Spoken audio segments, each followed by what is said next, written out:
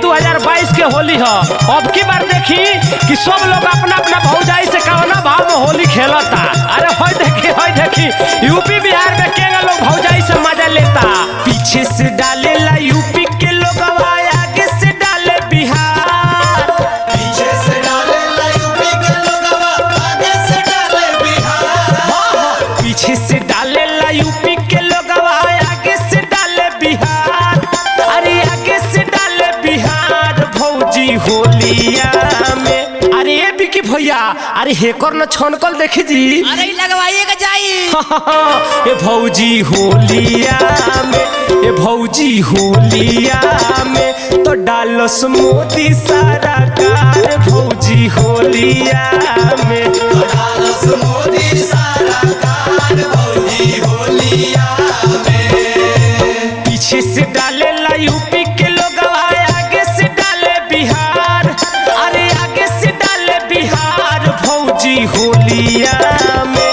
भौजी होलिया में तो डालस योगी सारा कार। भौजी होलिया में डालस मोदी सारा कार। भौजी होलिया में अरे बना रहा ये बबुआ।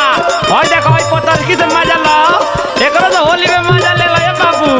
बार बार भेटाए वाला थोड़ी बिया, ये होली में 2022 में भेटाइल बिया। यही बारी मजा ले लो, लूट ले बाबुआ।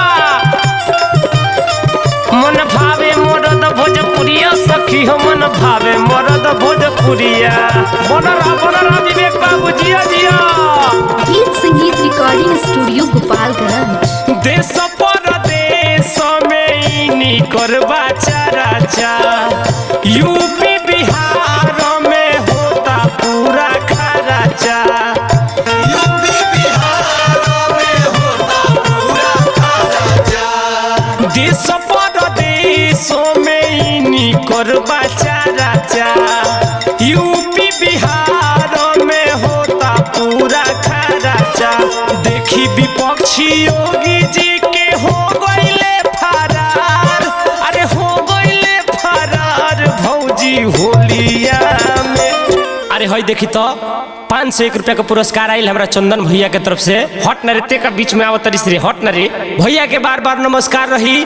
बिकी भैया ध्यान दी तनी आई तो भौजी होलिया में, तो भौजी होलिया में डालस मोदी सरकार। भौजी होलिया में डालस मोदी सारा कार। भौजी होलिया में कल भतार बदलैया सखी। कल भतार बदलैया।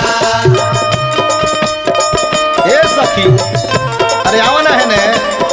कल भतार बदलैया। कल भतार बदलैया सखी। कल भतार बदलैया सखी। कल भतार बदलैया। तारा लोग जोड़ा नहीं के, दोनों जगह कटीला बड़ा लोग एकदम। म्यूजिक बाय चंदन आर्या। राकेश्वर रसीला संगे चंदन जी आइले। संजय प्रताप रंगवा गाली में लगैले। संजय प्रताप गाली में लगैले। हो राकेश्वर रसीला संगे चंदन जी आइले।